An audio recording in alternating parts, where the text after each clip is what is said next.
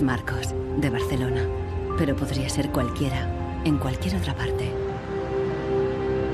Se va a encontrar con algo que ocurre cada día en oficinas y hogares de todo el mundo.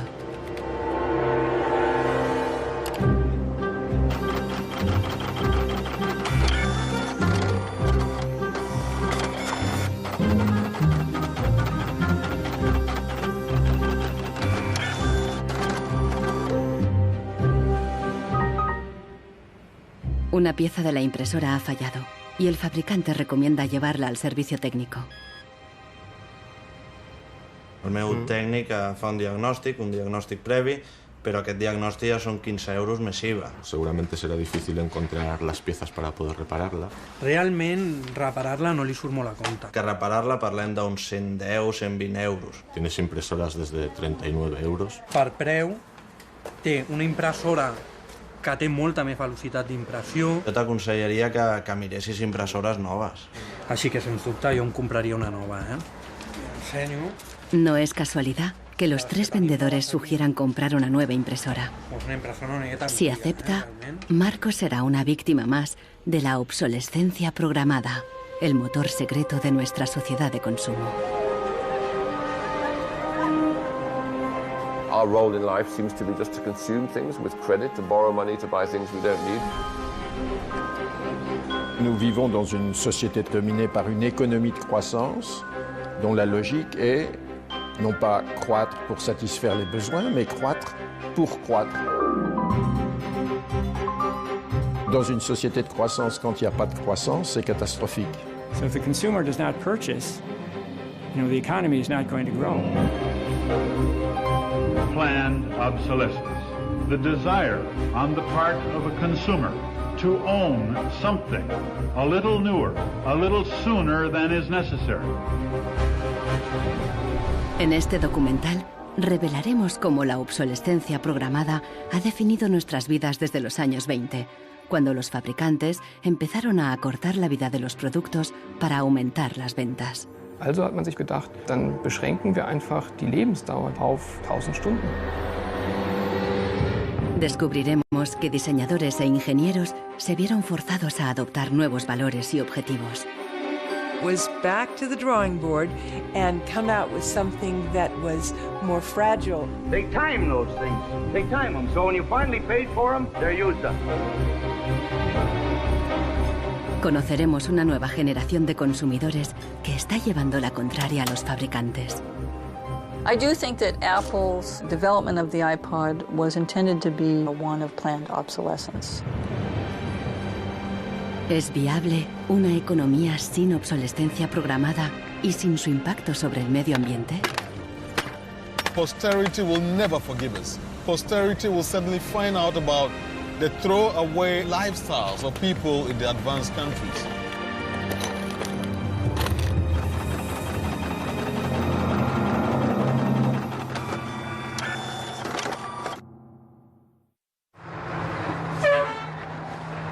Welcome to Livermore, California, home of the longest burning light bulb in the world. My name's Lynn Owens, and I am chairman of the Light Bulb Committee. It was in 1972 when we discovered that the light bulb that was hanging in the fire station was a significant light bulb. We didn't have any idea at all how old it was until a newspaper man by the name of Mike Dunstan started doing research. He was still able to talk to some of the old volunteer firefighters who were in their 90s at that time and who verified that the light bulb had been burning continuously since 1901. 109 años y sigue sumando. La imagen de la bombilla está en Internet 24 horas al día. De momento se han agotado ya 2 webcams y la bombilla va por la tercera.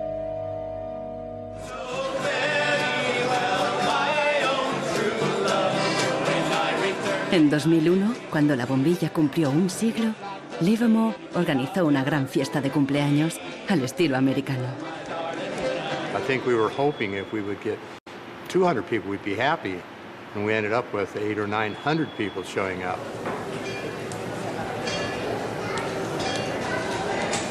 One nation, under God, indivisible, with liberty and justice. Do you think that anybody would sing happy birthday to a light bulb? Well, we didn't think they would, but they did. Happy birthday, dear light bulb. Happy birthday to you.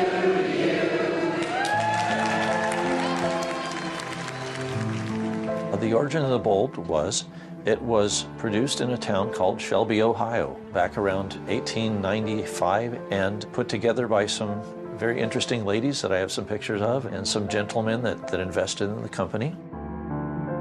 The filament was invented by Adolphe Chaillet. He invented his filament to last.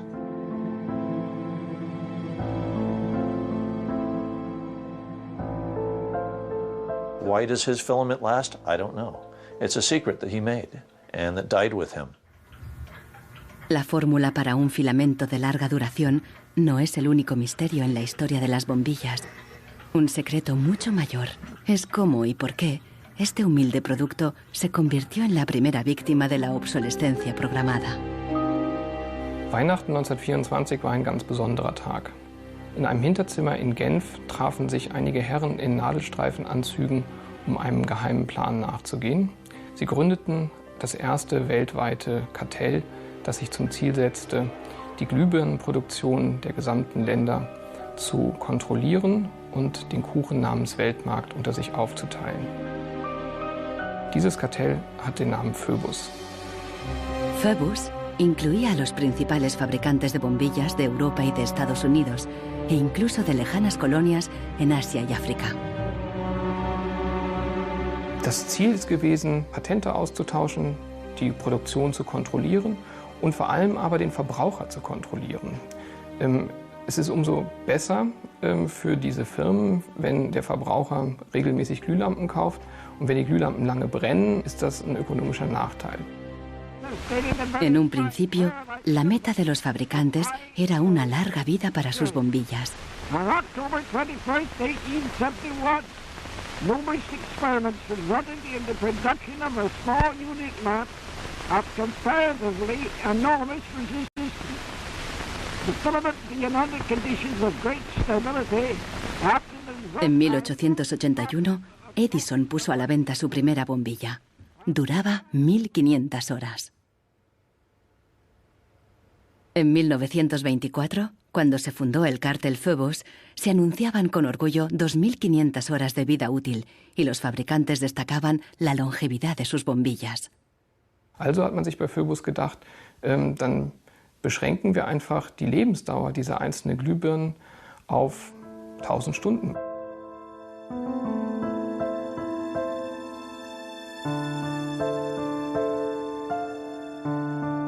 (1925) wird ein entsprechendes Komitee gegründet, das 1000-Hour Life Committee, was sich zum Ziel setzt, auf technischer Basis die Lebensdauer der Glühlampen auf diese Brenndauer zu beschränken. Más de 80 años después, Helmut Höge, un historiador de Berlín, encuentra pruebas de las actividades del comité ocultas entre los documentos internos de los miembros del cártel. Empresas como Philips en Holanda, Osram en Alemania y Lámparas Z en España. Hier haben wir ein Kartelldokument, da steht: The average life of lamps for general lighting service must not be guaranteed, published or offered for another value than 1000 hours. Presionados por el cártel, los fabricantes realizaron experimentos para crear una bombilla más frágil que cumpliera con la nueva norma de las 1000 horas.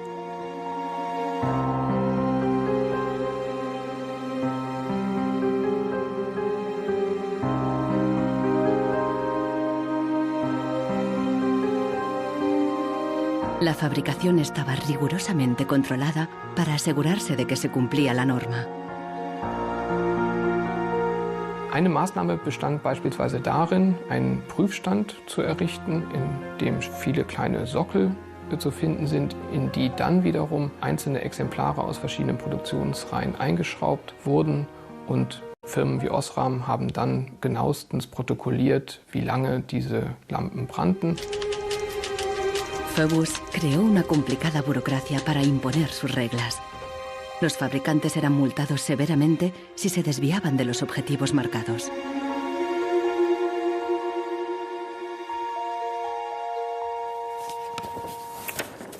Hier haben wir eine Straftabelle aus dem Jahr 1929, die genau zeigt, wie viel Schweizer Franken Strafe für 1000 verkaufte Glühbirnen die Mitglieder des Kartells zahlen müssen, wenn die Lampen länger halten als zum Beispiel 1500 Stunden.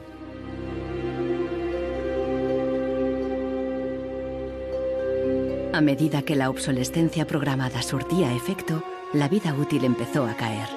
En solo 2 años pasó de 2.500 horas a menos de 1.500. En los años 40, el cártel ya había conseguido su objetivo. Una bombilla estándar duraba 1000 horas.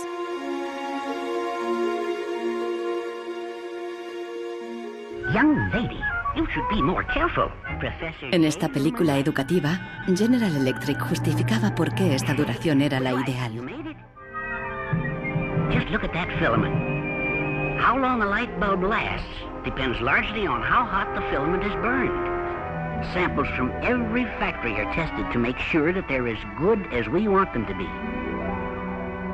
I can see how this was very tempting in 1932. I think at the time sustainability was actually substantially less of an issue because I don't think they looked at the planet as being one with finite amount of resources. They looked at it as from an abundance perspective.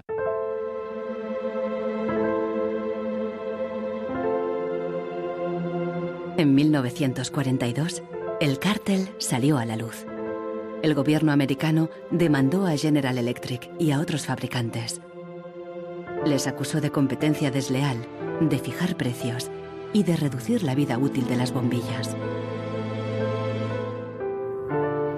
Tras 11 años de litigio, el tribunal dictó sentencia en 1953. Entre otras cosas, los jueces prohibieron a General Electric y a sus socios limitar la vida útil de las bombillas. Pero en la práctica, la sentencia tuvo poco efecto y las bombillas continuaron durando 1000 horas.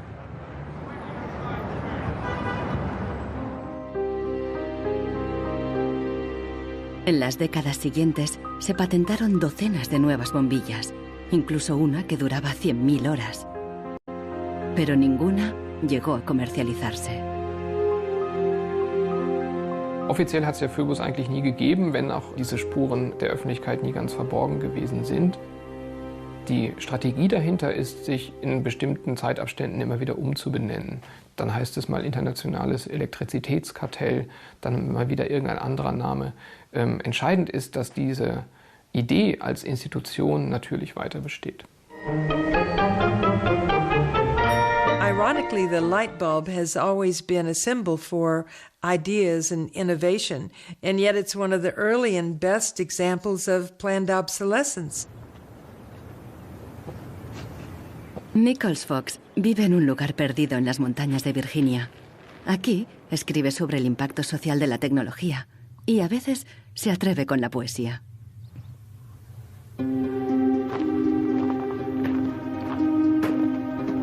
When in the dark the bogles are about, behind the bushes hiding at the ready, before you faint with fright or give a shout, you want illumination ever steady. Well, flashlights are very important for me, especially if you live out in the country where there are no street lights. I started having enormous problems with them, and yet I would get a new bulb, I would get new batteries, and these flashlights just wouldn't work. Nichols Fox es víctima de la obsolescencia programada, aún estando lejos de la moderna vida urbana. Here's a General Electric memo from the 30s. 2 or 3 years ago, we proposed a reduction in the life of flashlight lamps from the old basis on which one lamp was supposed to outlast 3 batteries to a point where the life of the lamp and the life of the battery would be approximately equal. Flashlights are not toys. Flashlights are safety devices. It's just infuriating, really, to think that, first of all, they would do this so quietly, and second of all, they would do it at all. I believe it's the duty of everyone to complain about products that don't work.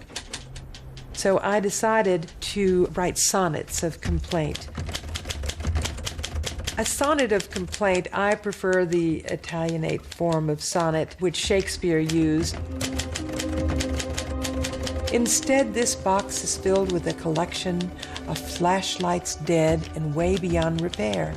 Scarcely used and coddled to perfection, their quick demise I cannot think is fair. So can it really be too much to ask that ever-ready's lights be made to last?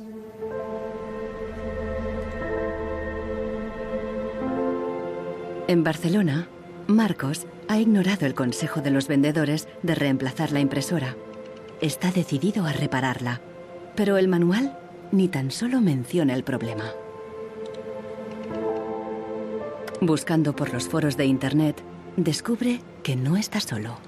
Doncs hi ha molta gent als fòrums que té els mateixos problemes que jo, que té problemes a la impressora, no l'imprimeix, es bloqueja i no poden fer res. Passa amb diverses marques d'impressores.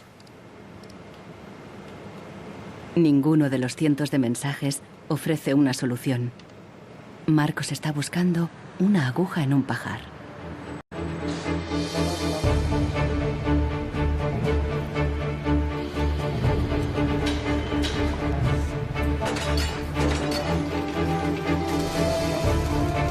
La obsolescencia programada surgió al mismo tiempo que la producción en masa y la sociedad de consumo. The whole issue with products being made to last less long is part of a whole pattern that began in the Industrial Revolution, when the new machines were producing goods so much more cheaply, which was a great thing for consumers, but consumers couldn't keep up with the machines. There was so much production. Con la producción en masa bajaron los precios y muchos productos fueron más asequibles. Pero los fabricantes estaban preocupados. ¿Cuánto duraría esta bonanza? ¿Qué pasaría cuando todo el mundo lo tuviera todo? Ya en 1928, una influente revista de publicidad advertía: un artículo que no se desgasta es una tragedia para los negocios.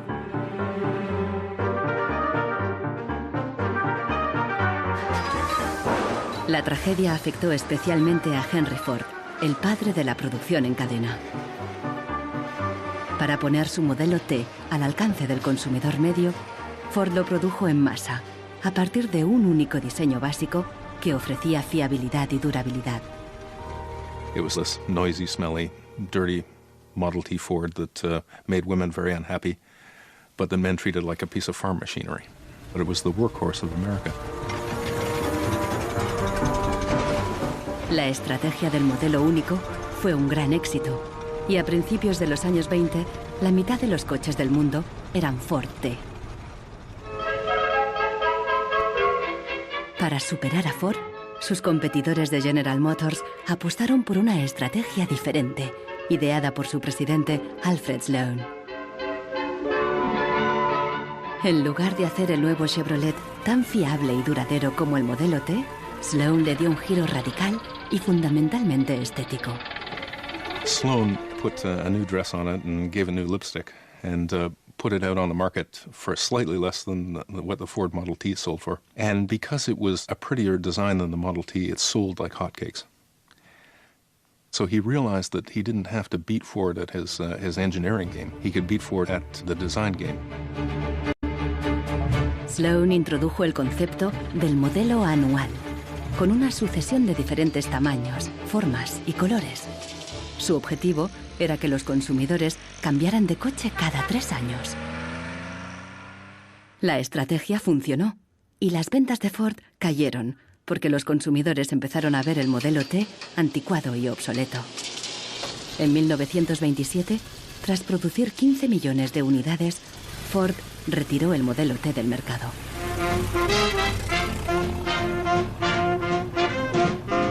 A partir de entonces, adoptó la misma estrategia que General Motors, con nuevos modelos cada año.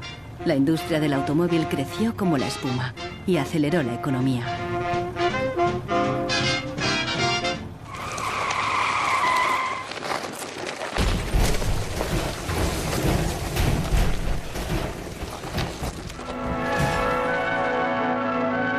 En 1929, la crisis de Wall Street frenó en seco la incipiente sociedad de consumo y llevó a los Estados Unidos a una profunda recesión económica. Unemployment reached staggering proportions. By 1933, 1/4 of our labor force was unemployed.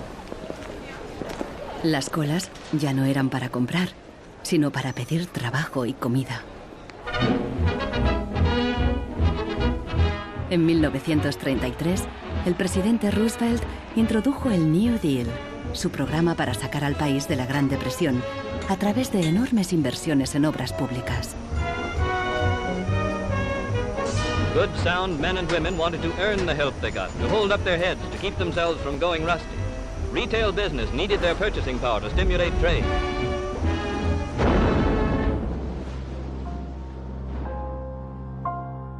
Pero no todo el mundo confiaba en el New Deal. Desde Nueva York llegó una propuesta radicalmente diferente. Bernard London, un prominente inversor inmobiliario, sugirió salir de la depresión haciendo obligatoria la obsolescencia programada. Era la primera vez que el concepto aparecía por escrito. London planteaba que todos los productos tuvieran una vida limitada, con una fecha de caducidad, después de la cual se considerarían legalmente muertos. Los consumidores los devolverían a una agencia del gobierno para su destrucción. Quien se quedara un artículo después de caducado pagaría una multa. This forced expiration date would revive the consumerability and the need for more production of such consumer products as something great. I thought it was a great idea. Bernard London creía que con la obsolescencia programada obligatoria, las fábricas seguirían produciendo, la gente continuaría consumiendo y habría trabajo para todos. He was trying to achieve a balance between capital and labor where there would always be a market for new goods. So there would always be a need for labor and there would always be a reward for capital. Giles Slade está en Nueva York para saber más sobre la persona que hay detrás de la idea. London era judío y llegó a Estados Unidos desde Europa del Este a principios del siglo XX. Entró en el negocio inmobiliario y ganó millones con numerosos proyectos de construcción por todo Nueva York. He was a man who was inclined to make money. He was a capitalist. But he was also a man who was a philanthropist. He looked out for the good of his fellow man.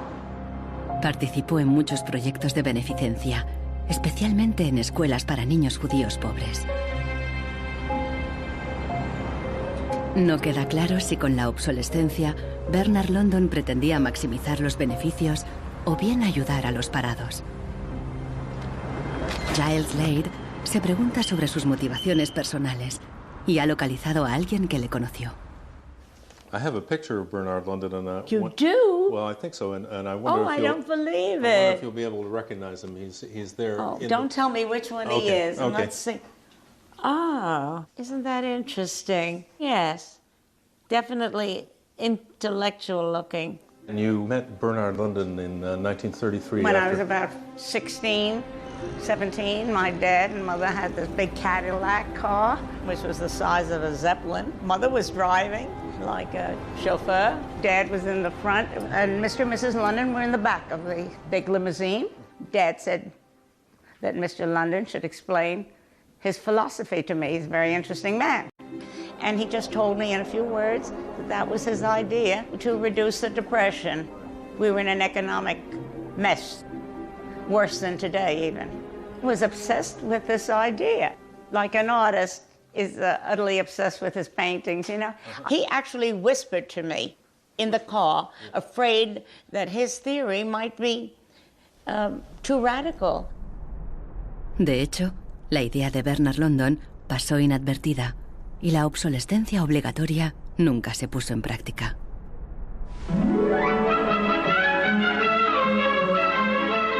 20 años más tarde, en los años 50, la obsolescencia programada resurgió, pero con un giro crucial. Ya no se trataba de obligar al consumidor, sino de seducirle. Planned obsolescence. The desire on the part of a consumer to own something a little newer, a little better, a little sooner than is necessary. We certainly in America and by Esta es la voz de Brooks Stevens, el apóstol de la obsolescencia programada en la América de la posguerra. Este elegante diseñador industrial creó desde electrodomésticos hasta coches y trenes, contando siempre con la obsolescencia programada. A tono con la época, los diseños de Brooks Stevens transmitían velocidad y modernidad. Hasta su casa era inusual. This is the home that my father designed and that I grew up in. When it was being built out in the suburbs, everybody thought it was going to be the new Greyhound bus station because it did not look like a traditional home. Here's a family photo of my father, myself, my two older brothers, my older sister, and my mother. Our home was always filled with the products he designed for his clients, like the lawn boy. So every few years we would get a new lawn boy mower. And my mother enjoyed cutting the grass herself. And to some degree, she would be doing some product testing, because if there were things that she didn't like about it, you know, he would hear about it.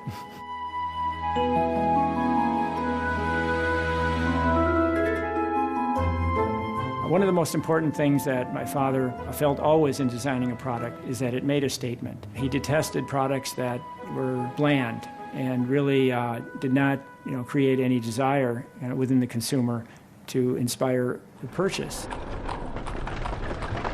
Unlike the European approach of the past, where they tried to make the very best product and make it last forever, meaning you bought such a fine suit of clothes that you were married in it and then buried in it, and never a chance to renew it. The approach in America is one of making the American consumer unhappy with the product that he has enjoyed the use of for a period, have him pass it on to the second-hand market, and obtain the newest product with the newest possible look. Brooks Stevens viajó por todos los Estados Unidos, promoviendo la obsolescencia programada en charlas y discursos. Sus ideas cuajaron y tuvieron un amplio eco.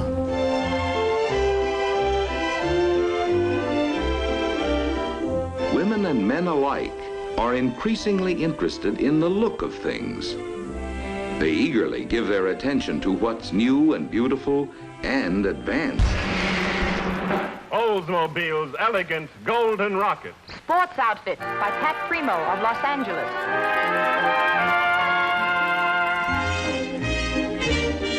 El diseño y el marketing seducían al consumidor para que deseara siempre el último modelo. My father never designed a product to intentionally fail or become obsolete for some functional reason in a short period of time. Planned obsolescence is absolutely at the consumer's discretion. No one is forcing the consumer to go into the store and purchase a product. You know, they go in under their own free will. That's their choice.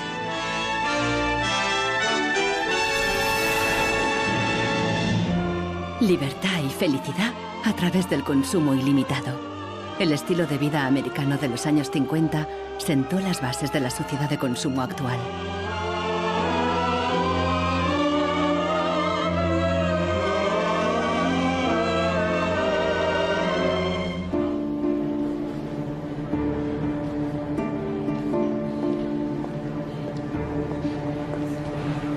See, without planned obsolescence, these places wouldn't exist. There wouldn't be any products, there wouldn't be any industry, there wouldn't be any designers, architects, there wouldn't be any salespeople, cleaners, there wouldn't be any security guards. All the jobs would go. La obsolescencia programada está en la raíz del considerable crecimiento económico que el mundo occidental ha vivido a partir de los años 50. Desde entonces, el crecimiento ha sido el santo grial de nuestra economía.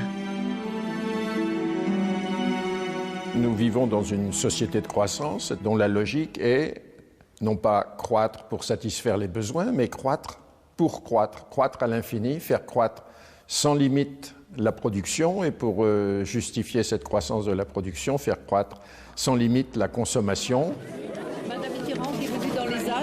Serge Latouche, un destacado crítico de la sociedad del crecimiento, escribe a menudo sobre sus mecanismos. Au fond, il y a trois instruments fondamentaux qui sont la publicité, l'obsolescence programmée et le crédit.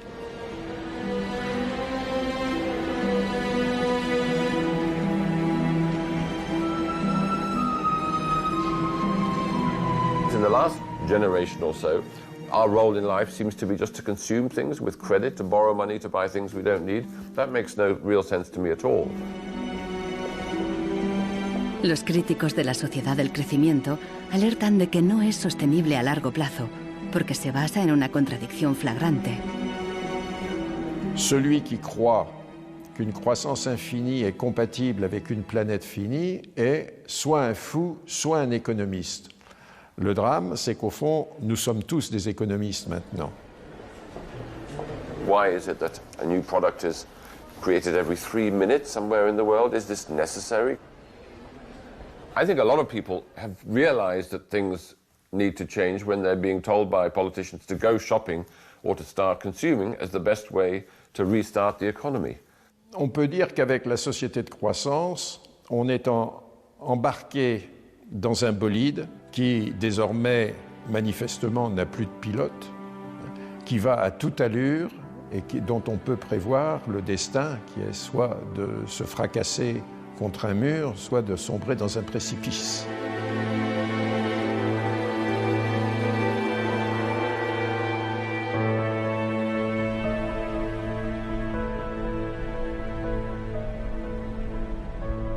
Marcos ha encontrado a alguien en Internet que ha descubierto qué le ocurre a su impresora. I tried to print a document and it said parts inside your printer require replacement, so I decided to do a little servicing of my own. Hello, Marcos. I got your message. Marcos ha contactado con el autor del video. How are you? I looked into it, and it turns out that there's a thing in the bottom of the printer called a waste ink reservoir. And the way inkjet printers work is they constantly have to clean the print heads, and they do that by squirting ink through them down a hole in the bottom of the printer into this great big sponge. There's just a preset time when it's squirted a certain number of drops down there that then the printer decides it's full of ink and won't function anymore. Mm-hmm. The justification is they don't want to put ink all over your desk. But I think the problem goes deeper than that. It's the way the technology works. It's just designed to fail.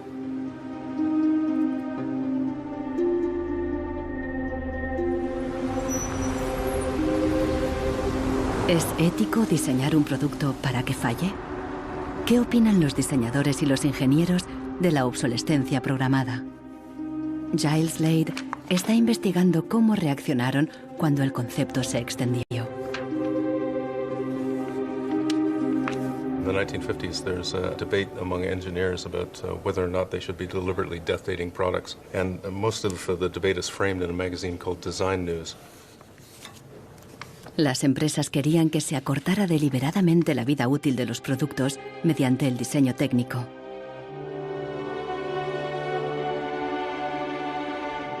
A lot of engineers felt that it was really a dirty strategy to make people pay for products that they deliberately broke. Las cartas al director de Design News reflejan la intensidad del debate. A nation such as ours, leader among nations, turns its engineers into destroyers. It is even a crime against the natural law of God, and that we waste that which He has given us. So engineers were in a really complicated ethical time. This confrontation with planned obsolescence provoked them to examine their most basic ethical concepts.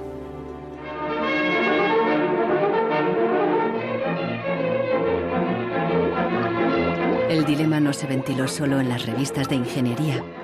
En un clásico del cine británico de 1951, un joven y emprendedor químico inventa un hilo que repele la suciedad y no se desgasta. El químico cree que ha conseguido un gran progreso.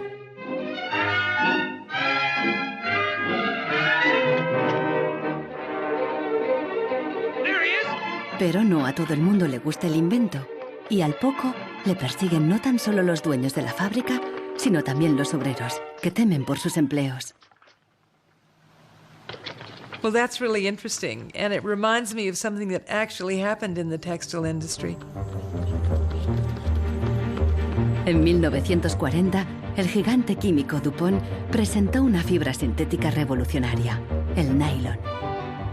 Se formaron largas colas para comprar las nuevas y duraderas medias. There's a picture in here of me in tights. I think I've got one. Oh, yes, here it is. Stockings were a big issue in the 50s and the 60s. You had to wear them. To go out without stockings was really quite shocking. Quan tu t'arreglaves el diumenge que t'anaves a assaig o al cine o te n'anaves a ballar, normalment te posaves la roba de vestir. Llavors, clar, requeria posar-te unes mitges boniques. I si estaves al ball i estaves ballant i amb un cop o el que fos se't feia un forat, ja no volies ballar més perquè se te veia el forat de la mitja.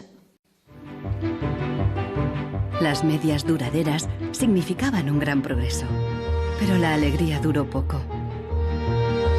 My father worked for DuPont before and after the war in the nylon division, and he told me a story about how when nylon first came out and they were trying it out for use in stockings, the men in his division were asked to take these stockings home for their wives and girlfriends to try out.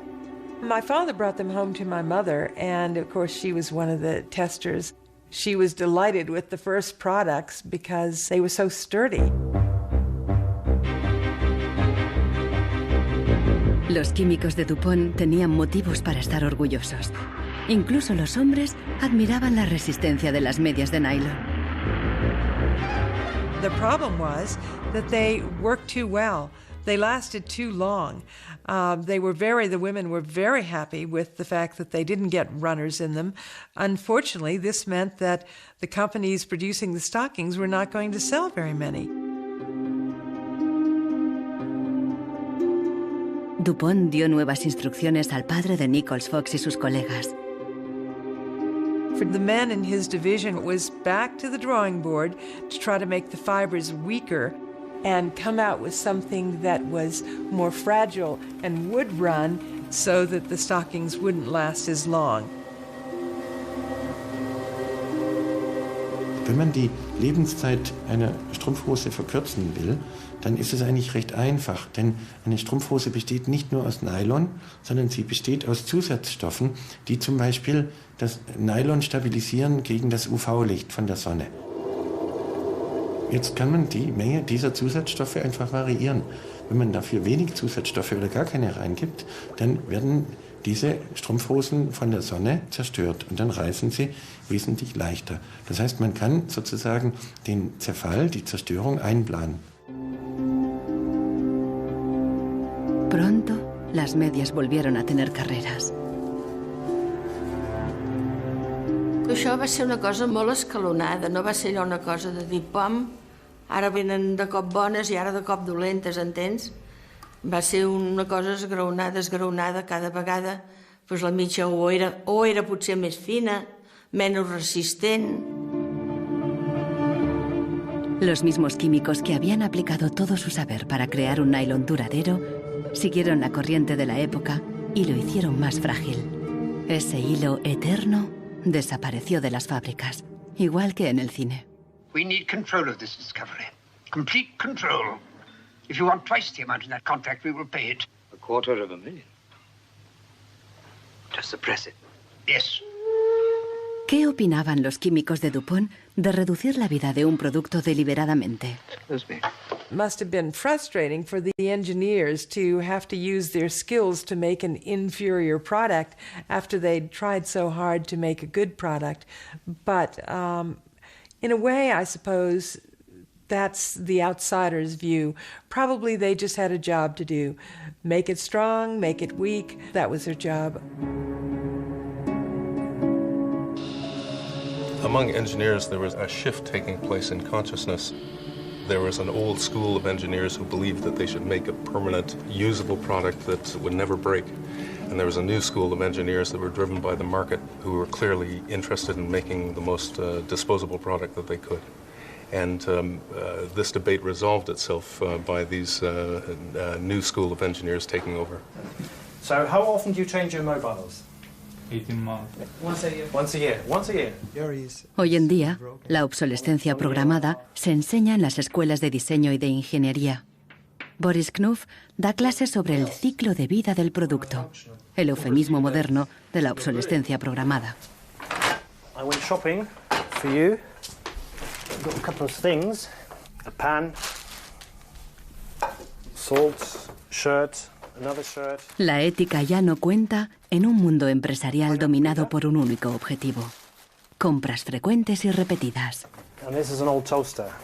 What I do, I pass these round, and you tell me what you think, how long it takes for them to fail, what the service life will be. Okay.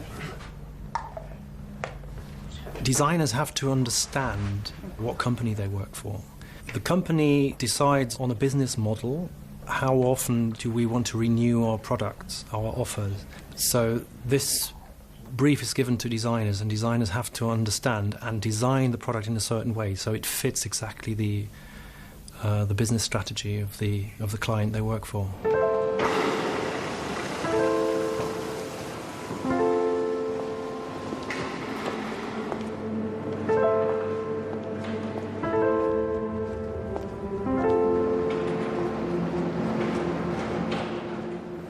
Consultando manuales de instrucciones, Marcos se da cuenta de que los ingenieros determinan la vida útil de muchas impresoras al diseñarlas.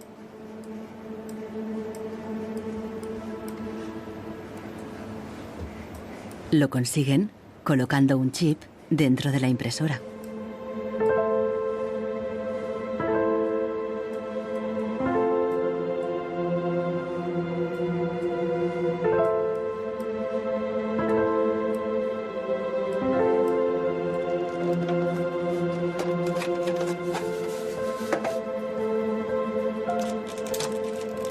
Hi ha trobat el xip, que és una EEPROM, que és un xip on es guarda una compta d'impressions.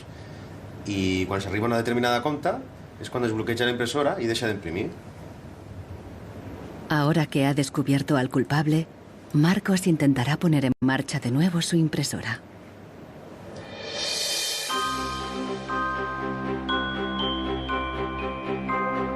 A finales de los años 50, los consumidores empezaron a cuestionar la obsolescencia programada y los trucos de los fabricantes.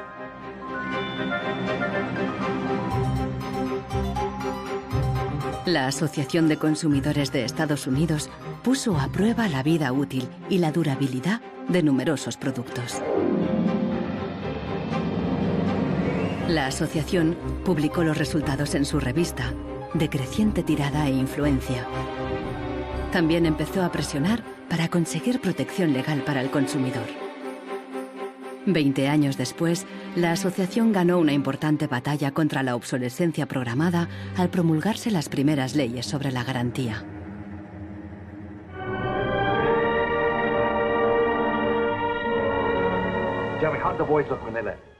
La cultura popular también empezó a hacerse eco de la obsolescencia programada. Incluso apareció en el clásico teatral de Arthur Miller, Muerte de un viajante. Once in my life, I'd like to own something outright before it's broken. I'm always in a race with the junkyard. Just finished paying for the car and it's on its last legs. The refrigerator consumes belts like a crazy maniac.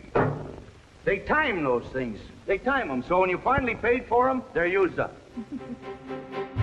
The Waste Makers, publicado en 1960, fue el primer análisis académico de la obsolescencia programada. Su autor, Vance Packard, era famoso por un libro sobre el poder de la publicidad. Su nueva obra se convirtió en un bestseller. Good evening, Mrs. Packard. Packard aprovechó cualquier oportunidad para criticar una sociedad basada en el consumismo y el despilfarro. I have a feeling that we're in for some grim days ahead. I think the over-commercialization of American life is starting to change our American character in some ways that disturb me. I think we're becoming more self-indulgent as a people, and I think to some extent we're being encouraged to be more self-indulgent. Well, that's kind of a grim prophecy. Well, I wish I could be more cheerful. Los críticos de la sociedad de consumo vieron sus fallos, pero no se propusieron una alternativa radical, porque en aquella época ya existía una, al otro lado del telón de acero. A finales de los 50, en plena Guerra Fría, aún parecía posible la victoria del comunismo sobre el capitalismo como sistema político y económico.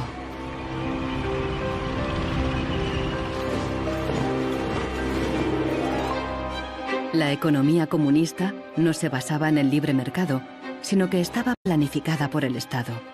Era poco eficiente y sufría una falta de recursos crónica. En ese sistema, la obsolescencia programada no tenía ningún sentido.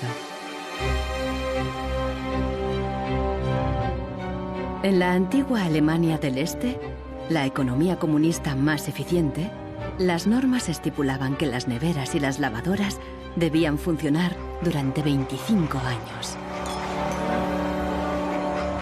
Hier, dieser DDR-Kühlschrank, den habe ich 1985 gekauft. Der ist also mindestens 24 Jahre alt.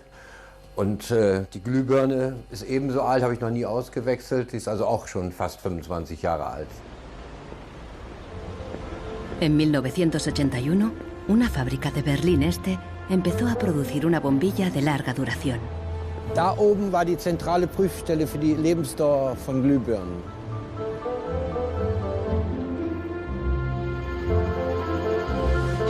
Los responsables de la fábrica presentaron la nueva bombilla en una feria internacional, en busca de compradores occidentales.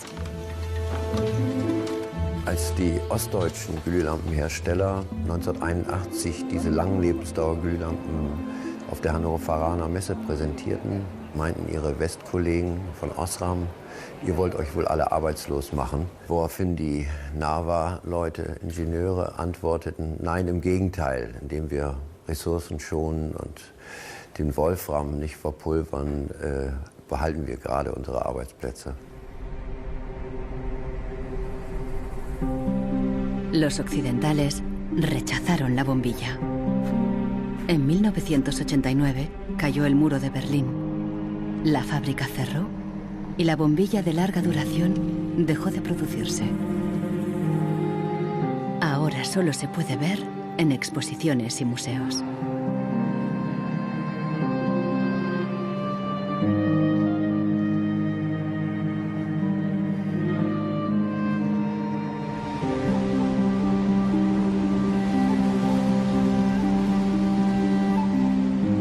Veinte años después de la caída del muro de Berlín, el consumismo desenfrenado se da tanto en el este como en el oeste.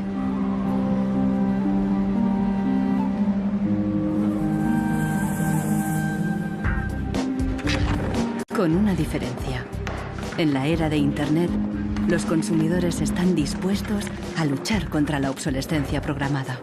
So this is the studio. This is where we make all of our movies. We take snapshots of everyone that comes in. We use Polaroid film, which they stopped making. So it's like, this film's like a dinosaur, it's extinct. We're big VHS fans here, and what we do is we dub all movies from DVD to VHS, and then we catalog them. Para los hermanos Neistat, artistas y cineastas de Nueva York, ningún objeto es obsoleto.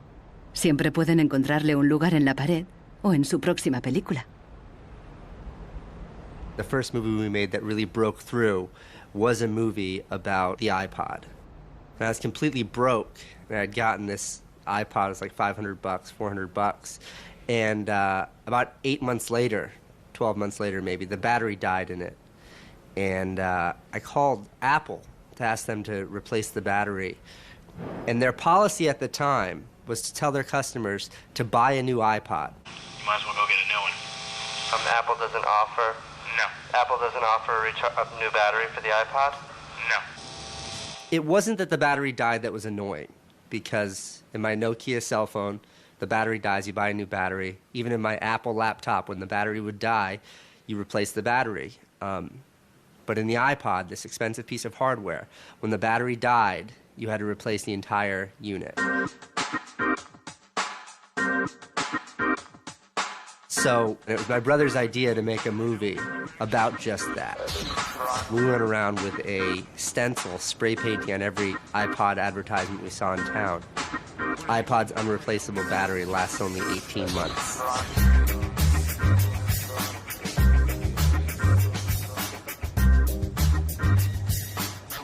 We put the video on our own little site, iPodsDirtySecret.com. The first month, 6 weeks, it was at 5-6 million views. And the site went absolutely bananas. Una abogada de San Francisco, Elizabeth Pritzker, oyó hablar del vídeo y decidió demandar a Apple por el tema de la batería del iPod.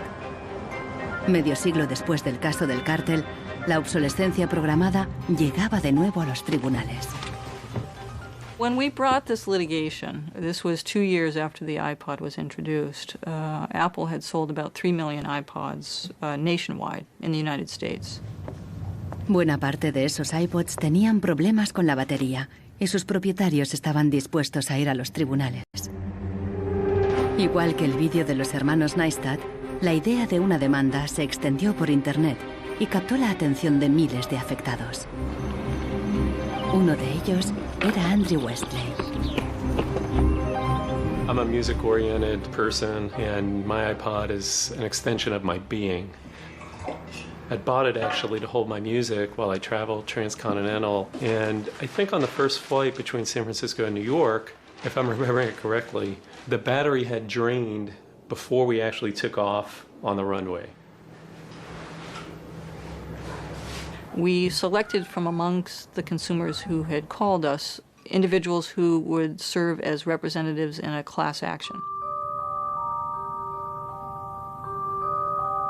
A class action is really a device that's fairly unique to the United States, where a small group of people stands in the shoes of a large group to bring one claim before a court. My role in that case was as class representative on behalf of thousands, maybe tens of thousands of people. The case came to be known as Wesley versus Apple. When my friends and family learned that this was a major case, they thought I was, becoming a radical. Here I am going to sue. I was the next Aaron Brockovich. En diciembre de 2003, Elizabeth Pritzker presentó la querella ante el Tribunal del Condado de San Mateo, a un tiro de piedra de la sede central de Apple. We asked Apple for a number of technical documents regarding the battery life in the iPod, and we received a lot of technical data about the battery design, about the testing of the battery, and learned through that discovery that the type of the lithium battery that was contained within this iPod was designed, by design, to really only have a short period of life.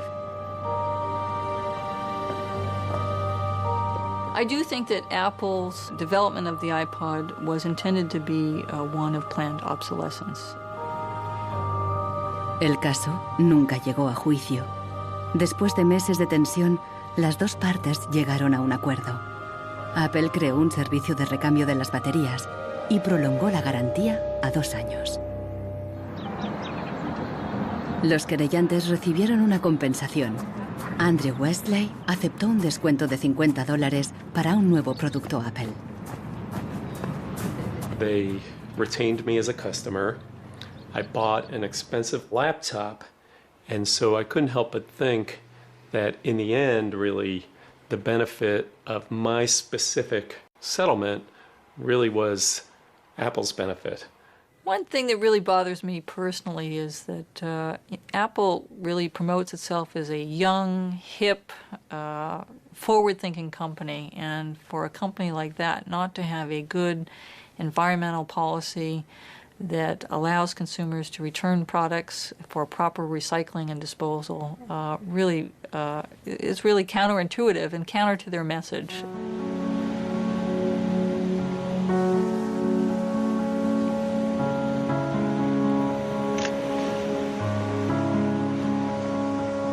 La obsolescencia programada del tercer mundo como Ghana, en África. It's been between 8 and 9 years now when I noticed that loads and loads of containers were coming to this country with electronic waste. We're talking about end-of-life computers, end-of-life television sets, which nobody wants in the developed countries. Un tratado internacional prohíbe enviar residuos electrónicos al tercer mundo. Pero los mercaderes usan un simple truco: declararlos productos de segunda mano. They pack the very good electronic items, usually 10 out of a 40-footer container, in front, and the rest, which is simply junk, behind. So once the custom officials open a container, you think it's loaded with very good electronic items that are functional and would work almost forever.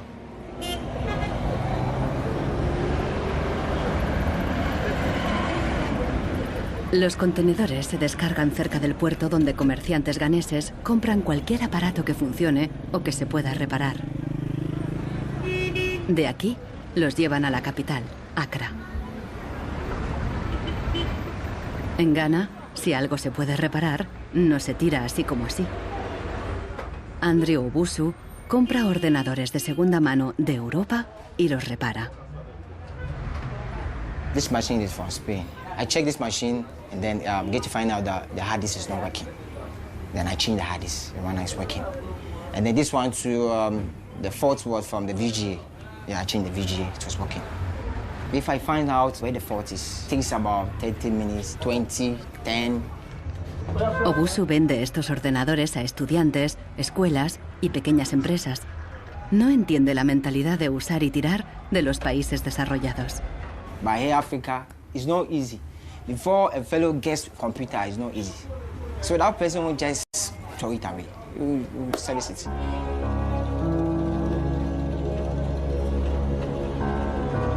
Pero más del 80% de los residuos electrónicos que llegan a Ghana no se pueden reparar y acaban abandonados en vertederos por todo el país.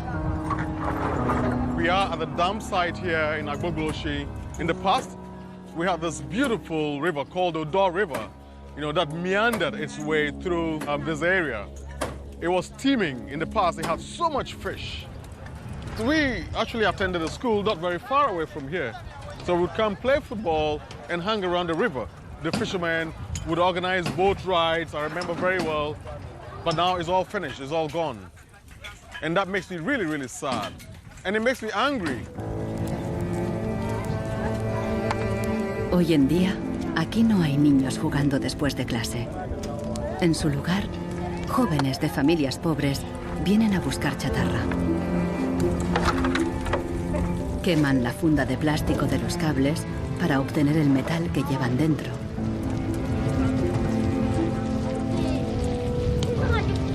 We get some from the computer, TV, and then the machines. The work is not good. Sometimes we get diseases like coughing.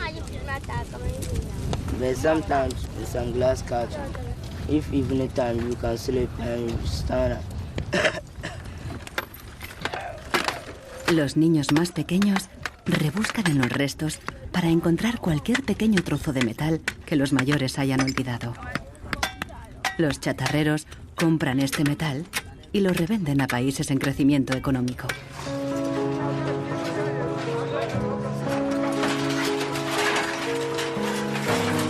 Actualmente, sus clientes principales son Dubái y China.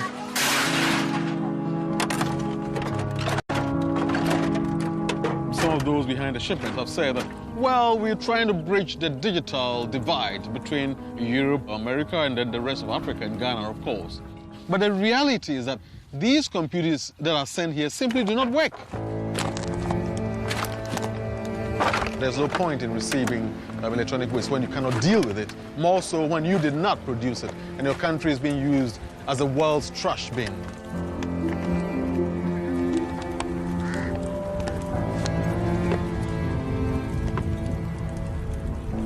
The trash that for so long in the industrial age has been hidden from view is now coming into our lives and we can actually no longer easily avoid it. The waste economy is reaching its last legs because they don't physically have anywhere else to put the waste. planned obsolescence, what I understand of it, is it has been driven because there are economical incentives to do so. It is more interesting for a company to build a product that doesn't last longer than 3 years or 1,000 hours, because then it can sell more products. I think in the course of time, we've come to realize that the planet that we're living on cannot sustain that forever. There's a limit to natural resources, and there's a limit to energy resources that we have. Posterity will never forgive us. Posterity will suddenly find out about the throwaway attitudes, the throwaway lifestyles of people in the advanced countries. Gente de todo el mundo ha empezado a actuar contra la obsolescencia programada. Mike Anane lucha desde el final de la cadena. Ha empezado recopilando información. This is where I keep the e-waste that have asset tags or property tags. This says Amu Center Nordvest Zeeland. It's from Denmark. This is from Germany, sent here simply to be dumped. Westminster College, Leeds City Council, also in the UK. This is from Italy. Apple should know better. It's a company that claims to be so green. There's a lot of Apple products that are being dumped here. I have a database that contains the asset tags, the contact addresses, telephone numbers of the companies that owned the electronic waste that have been dumped in Ghana. Mike piensa convertir esta información en pruebas para una denuncia ante un tribunal. We need to take some action, some punitive measure. We need to sue people so they stop dumping e-waste in Ghana. We have in the United States several models of legislation that I think could be adapted in this area. We have, for example, the Clean Air Act, the Clean Water Act. That type of legislation easily could be adapted to electronic or manufacturing process where you are requiring manufacturers who produce products to ensure that they are disposed of in a way that is environmentally friendly. I think that we've got to stay on top of it. We've got to absolutely band together. We've got to use the internet, we've got to blog about it, and we've got to band together the strength in numbers, and that's the only way to change it.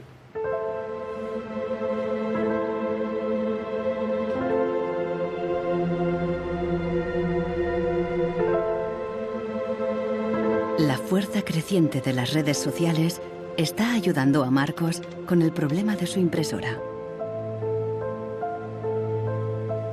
Ha encontrado la aguja en el pajar, en Rusia. Una web parece ofrecer un software gratuito para impresoras con un chip contador. El programador se ha tomado la molestia de explicar su motivación personal. Stops printing and says some cryptic message. What parts inside your printer require service maintenance. This happens due to a bad construction. This is their business model. Not a good one for user and environment. So I looked and found a way to make user-friendly software to allow active users reset an input counter. Marcos no sabe qué puede pasar, pero decide bajarse el software de todos modos. Desde un pequeño pueblo en Francia, John Zácara lucha contra la obsolescencia programada, ayudando a gente de todo el mundo a compartir ideas de negocio y de diseño. In all poorer countries, things are repaired automatically. The notion you throw a product away just because it breaks for some reason is completely unknowable and unthinkable, actually, to somebody in the south. In India, there's an actual word, jugaad, to describe this tradition of being able to fix things pretty much regardless of the complexity of it. We try to find people who are actively doing projects in the world rather than just talking about things or making abstract statements about how awful things are or what has to be changed.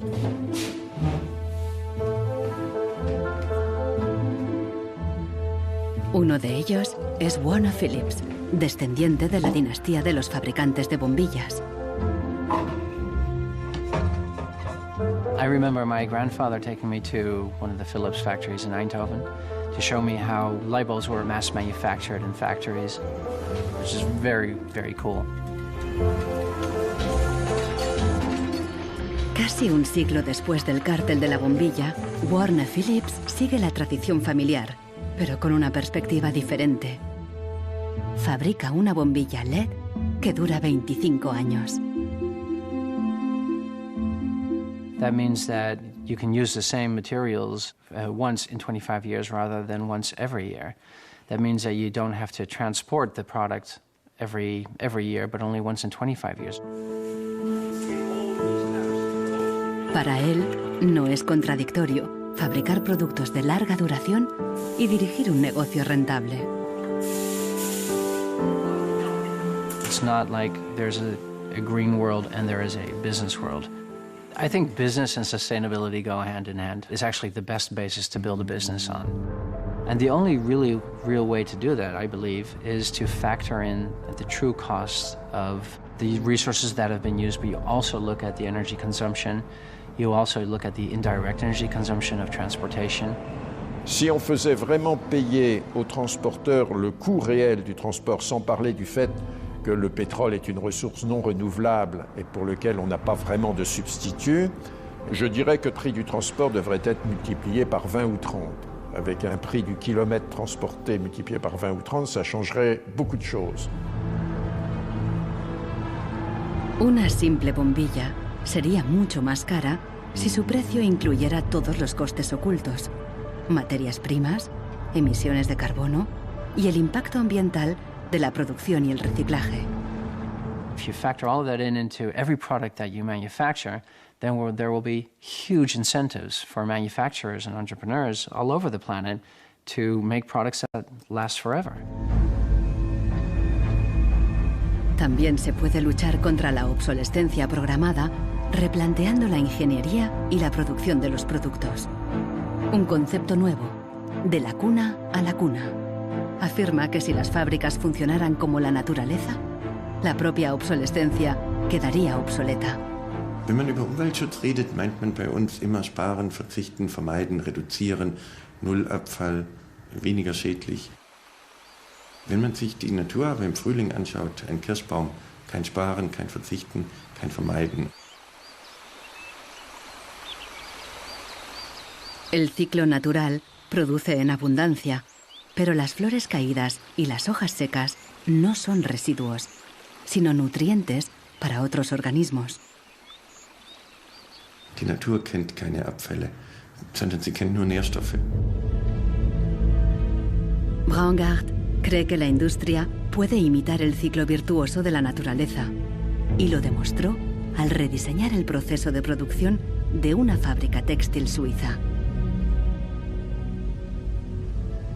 Wenn man zum Beispiel einen Stoff hat, dazu ein Sofa damit bezieht oder einen Stuhl, dann sind die Zuschnitte, was man abschneidet, so giftig, dass es als Sondermüll entsorgt werden muss. Braungart descubrió que la fábrica usaba, por inercia, cientos de tintes y productos químicos altamente tóxicos. Para fabricar los nuevos tejidos, Braungart y su equipo redujeron la lista a solo 36 sustancias, todas biodegradables. Wir suchen jetzt alle Zutaten raus, dass man sie auch essen könnte. Das heißt, Sie können die klein schneiden und in Müsli packen, wenn Sie wollen. Braungart cree que el concepto de la cuna a la cuna es aplicable a cualquier proceso industrial. Wir können alles nochmal neu erfinden, so dass es entweder biologisch nützlich ist oder technisch nützlich ist. Wenn man eine Müllgesellschaft hat, ist jedes kurzlebige Produkt natürlich ein Müllproblem.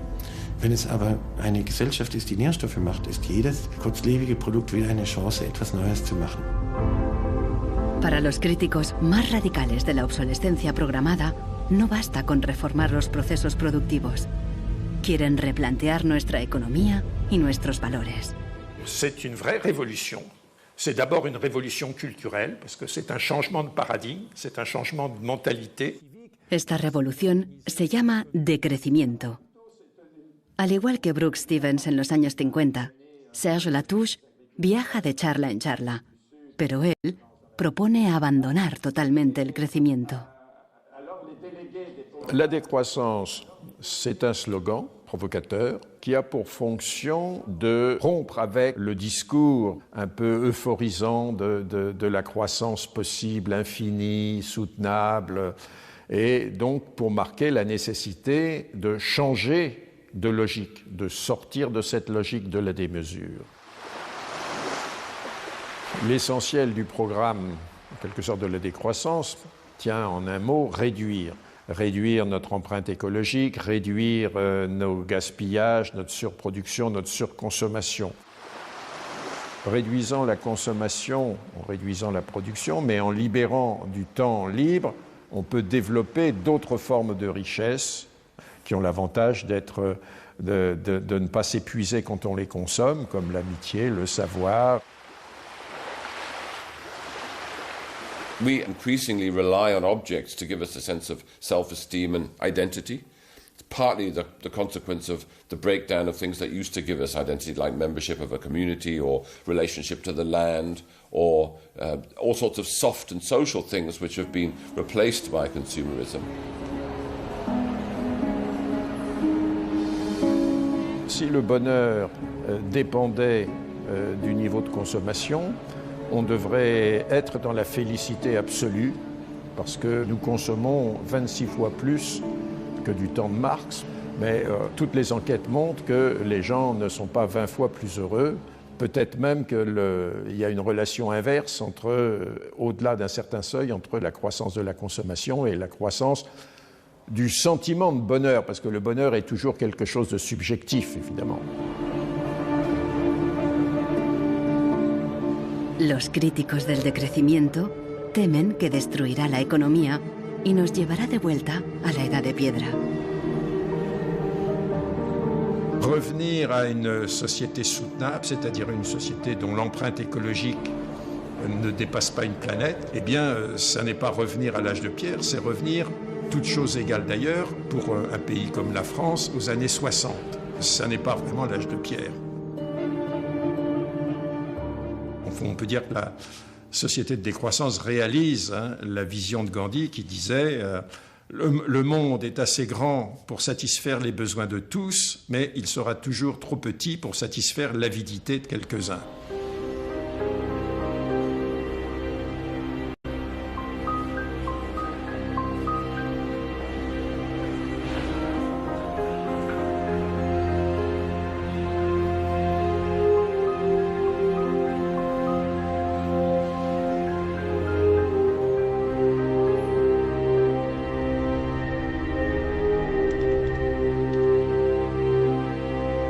Marcos está instalando el freeware ruso en su ordenador. Con el nuevo programa, puede poner a cero el chip contador de la impresora. La impresora se desbloquea inmediatamente.